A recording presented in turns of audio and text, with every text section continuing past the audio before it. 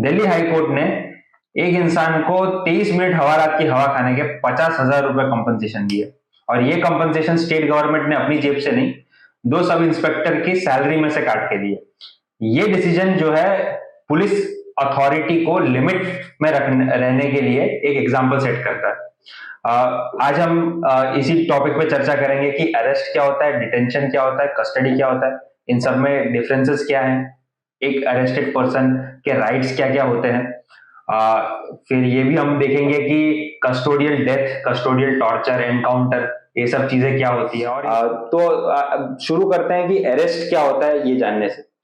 Arrest जो है वो एक प्रोसीजर है जिससे किसी इंसान को कस्टडी में लिया जाता है। अब अरेस्ट और डिटेंशन और कस्टडी ये चारों जो टर्म्स है वो अलग अलग है। तो अरेस्ट आप किसी इंसान को करते हैं, फिर उसको पुलिस स्टेशन लॉकअप में ले आता है और फिर उसको किसी कन्फाइंड जगह जो कि लॉकअप है वहां पर डिटेन करता है, तो उसको कहते हैं कि आपने उसको कस्टडी में लिया है उस इंसान को। तो अरेस्ट, डिटेंशन, कस्टडी ये तीनों अलग अलग चीज है। और कस्टडी भी उसमें दो दो चीजें है, पुलिस कस्टडी और जुडिशियल कस्टडी। अगर पुलिस आपको अरेस्ट करती है और फिर आपको कस्टडी में, टिपिकल जो पुलिस स्टेशन में लॉकअप में बंद करती है, तो वो पुलिस कस्टडी। और फिर वहां से उसको 24 घंटे में प्रेजेंट करना है मजिस्ट्रेट को। फिर मजिस्ट्रेट जो है वो फर्दर या तो फिर रिमांड ग्रांट करती है, या तो फिर उसको छोड़ देती है, या तो फिर उसको फर्दर कस्टडी देती है। तो वो जो मजिस्ट्रेट कस्टडी ग्रांट करती है वो जुडिशियल कस्टडी में आता है। अच्छा, तो ये रिमांड में भी इंसान पुलिस कस्टडी में होता है? रिमांड में इंसान जो है वो जुडिशियल कस्टडी, पुलिस कस्टडी में होता है, जुडिशियल कस्टडी में नहीं, पुलिस कस्टडी में। Okay okay. और हाँ, ये इस पे मैंने एक काफी इम्पोर्टेंट चीज डिस्कस हुई है। ये जो अभी नया भारतीय नागरिक सुरक्षा संहिता जो सीआरपीसी को रिपील कर रहा है, उसके अंदर भी इसके ऊपर काफी चर्चा हुआ था कि किसी भी अरेस्टेड पर्सन, किसी भी पर्सन को रिमांड में पहले जो ओल्ड सीआरपीसी में ऐसा था कि उसे 90 डेज तक, हीनियस क्राइम्स में 90 डेज तक रख सकता है, 15 डेज, फिर 60 डेज और फिर 90 डेज। उसके बाद स्टैट्यूटरी बेल का कुछ प्रोविजन है। लेकिन वो दैट इज स्टार्टिंग फ्रॉम जिस दिन उसको मजिस्ट्रेट के पास लाया गया और उसने मजिस्ट्रेट ने रिमांड ग्रांट किया, तब से वो दिन गिनने शुरू होते हैं। लेकिन इसमें अब जो नया जो भारतीय नागरिक सुरक्षा संहिता है, उसमें ऐसा है कि 40 डेज में कभी भी 15 डेज में बोला, जब से मैजिस्ट्रेट ने बोला कि इसके ऊपर 15 डेज का रिमांड लगाओ, तो वो with in 40 days any 15 days में उसको रिमांड में रख सकते हैं। वो पार्ट्स में भी रख सकते हैं कि कुछ दिन रखा, फिर छोड़ दिया, फिर कुछ दिन रखा, कुछ दिन। तो ये चीजें, और इसके ऊपर काफी ऑपोजिशन या डिबेट चल रही है पार्लियामेंट में। ये अब जब पास होगा तभी पता चलेगा कि इसके ऊपर क्या डिसीजन है पार्लियामेंट का। तो हम आगे देखते हैं कि किसी भी अरेस्टेड पर्सन के राइट्स क्या होते हैं। जो इंसान कस्टडी में है उसके भी कुछ राइट्स होते हैं। तो सबसे पहला राइट तो है कि उसको बताया जाए कि उसे किस जुर्म के सस्पिशन में अरेस्ट किया जा रहा है, और ये सूचना उसके रिलेटिव्स या उसके फ्रेंड्स, किसी भी क्या बोलते हैं उसे, नॉमिनेटेड गार्डियन, हाँ, एनी नॉमिनेटेड पर्सन, उसको ये इंफॉर्मेशन की सूचना मिले, ये भी पुलिस का एक ड्यूटी है।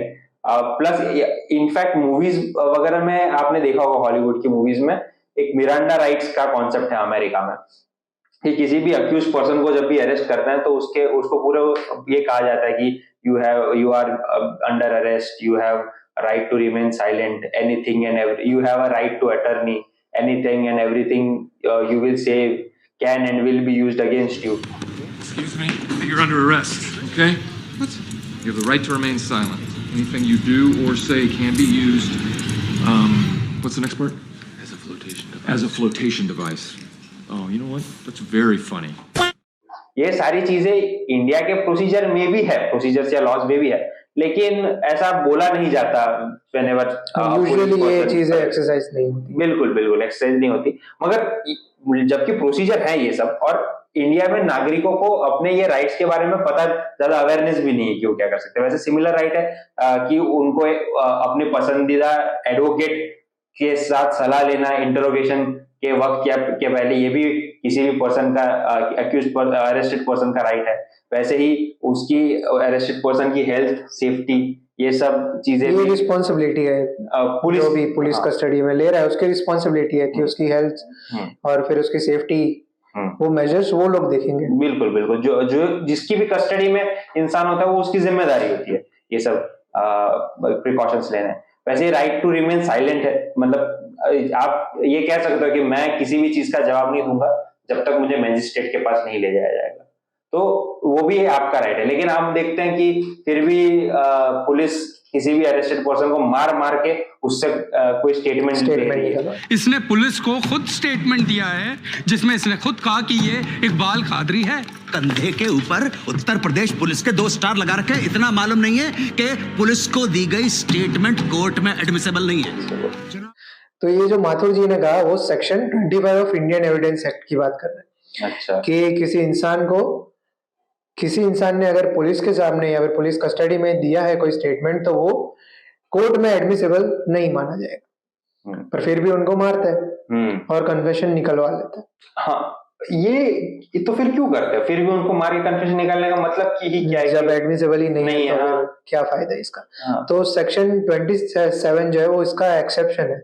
अच्छा। जो कहता है कि अगर ये स्टेटमेंट से कोई रिकवरी या फिर डिस्कवरी होती है तो वो स्टेटमेंट जो है वो उस हद तक रिकवरी या फिर डिस्कवरी के हद तक कोर्ट में एडमिसिबल माना जाएगा। अच्छा, इसको एक हाइपोथेटिकल सिचुएशन से भी समझ सकते हैं कि एक ईमानदार ज्वेलर वो इंश्योरेंस फ्रॉड करना चाहता है, तो फिर वो पहले अपनी शॉप में चोरी करवाता है, फिर किसी ईमानदार पुलिस ऑफिसर के पास जाता है और फिर कहता है कि भाई कमीशन जो है वो आप देख लेना थोड़ा, पर इसमें किसी इंसान को जाना पड़ेगा अंदर, कन्विक्ट होना पड़ेगा ताकि उसको इंश्योरेंस के पैसे मिल सके। अच्छा, तो फिर अब ये जो ऑफिसर है वो किसी वीकर सेक्शन ऑफ सोसाइटी में से किसी को उठाकर लाता है और उससे मार मार कर कन्फेशन निकलवाता है।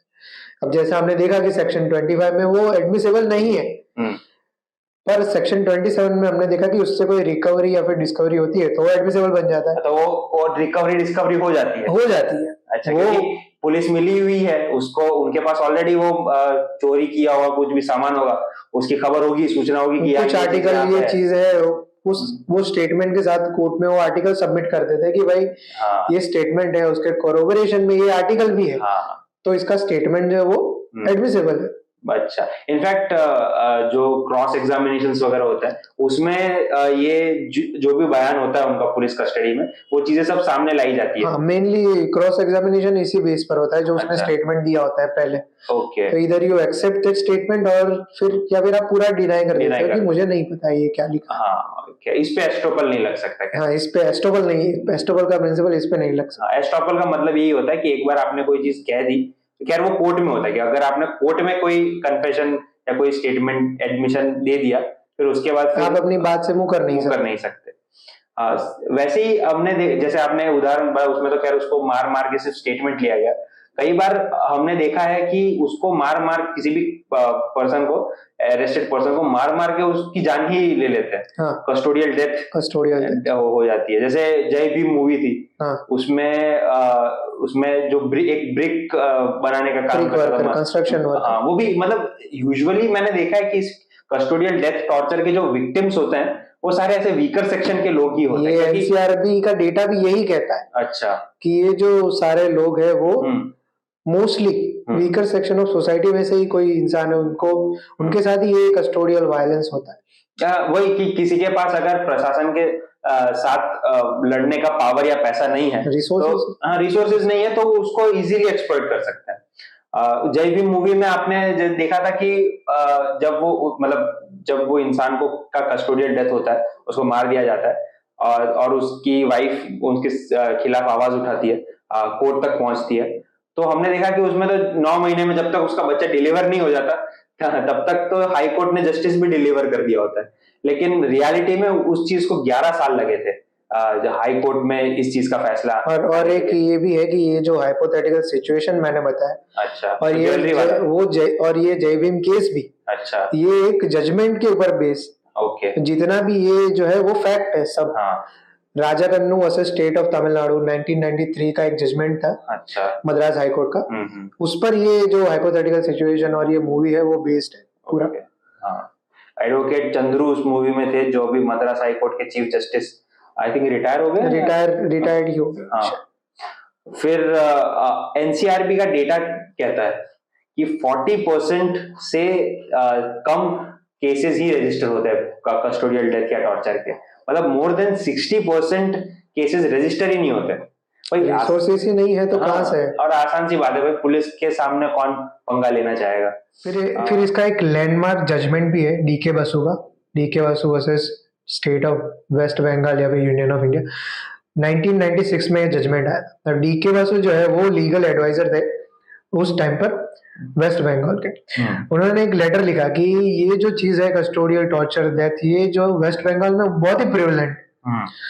तो उन्होंने लेटर लिखा सुप्रीम कोर्ट को, और उसमें ऐसा मेंशन किया कि जब तक इस पर कार्यवाही नहीं होती तब तक ये जो लेटर है उसको एक रिट पिटीशन माना जाए।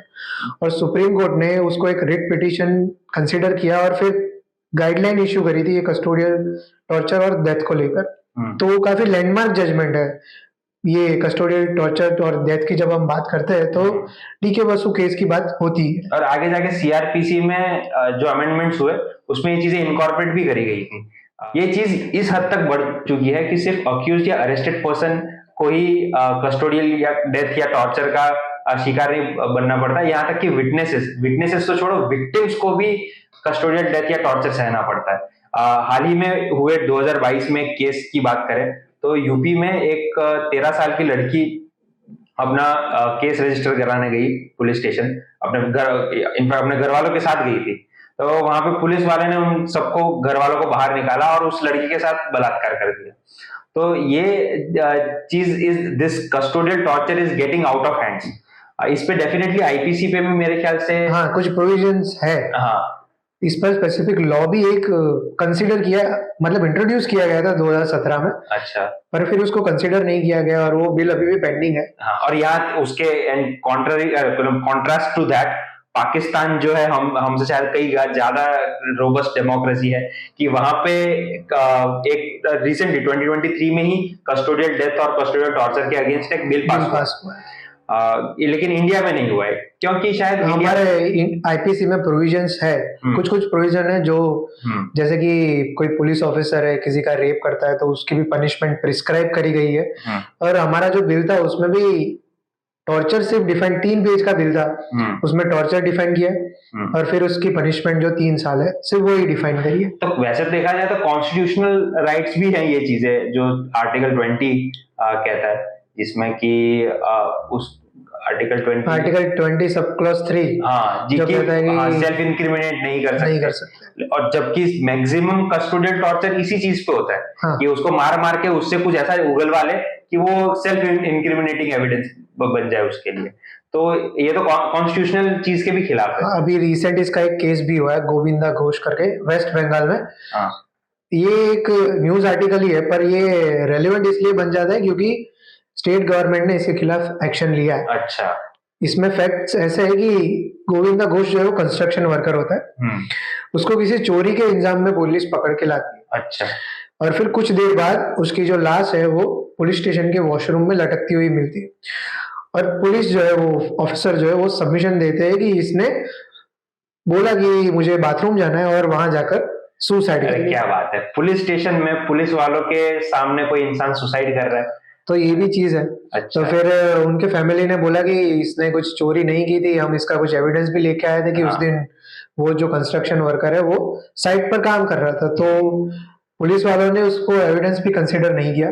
ऐसा भी मेरे ख्याल से उस केस में पुलिस वाले से के घर पे ही चोरी हुई थी ना। हाँ ऐसा कुछ ही है। हाँ ये फैक्ट, ऐसे फैक्ट्स है कि पुलिस वाले के घर पे ही चोरी हुई थी। पुलिस वाले के घर पे पुलिस वाले के साथ ही चोरी हुई थी, ऐसा कुछ। और लेकिन इतनी हीनियस चीज है ये, फिर इसके बावजूद भी पब्लिक में उस टाइप का पॉलिटिकल विल नहीं है, क्योंकि इंडिया में जो इंडियन पब्लिक है वो उनको शुरुआत से ही ऐसी सब कुछ मूवीज दिखाई गई है, nothing against Rohit Shetty, but Singham, Simmba, Sooryavanshi, इन सब मूवीज में दिखाया गया है कि कैसे custodial death, custodial torture, encounter, इन सब चीजों को ग्लोरीफाई किया गया है।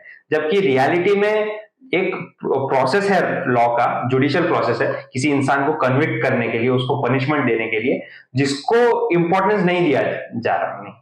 और ये सब चीजें सिर्फ मूवीज में नहीं होती, इससे इंस्पायर होके 2019 में मेरे ख्याल से हैदराबाद में एक रेप केस हुआ था, उसमें अक्यूज्ड को हिरासत में लिया, उनसे वो उनका रेप का जो सीन था वो कहाँ पे हुआ था ये सब तलाशी के लिए उनको इन्वेस्टिगेशन के लिए ले गए उनको, और फिर उनको वहीं पे एनकाउंटर कर दिया गया। सुबह के 4 बजे थे ये हुआ था ये सब।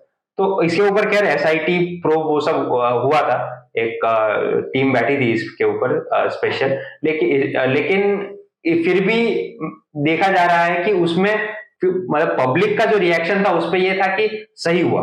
पब्लिक में डिलेमा है ऐसा। हाँ, कि पब्लिक इन सबको अभी भी ग्लोरीफाई कर रही है, रियलिटी में भी this is not just content to movies, it has gotten out and there is a public sentiment कि custodial death and custodial torture are something which are necessary for the society, which is completely wrong।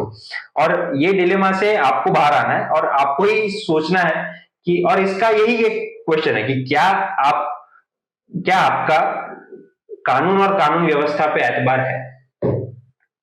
Thank you.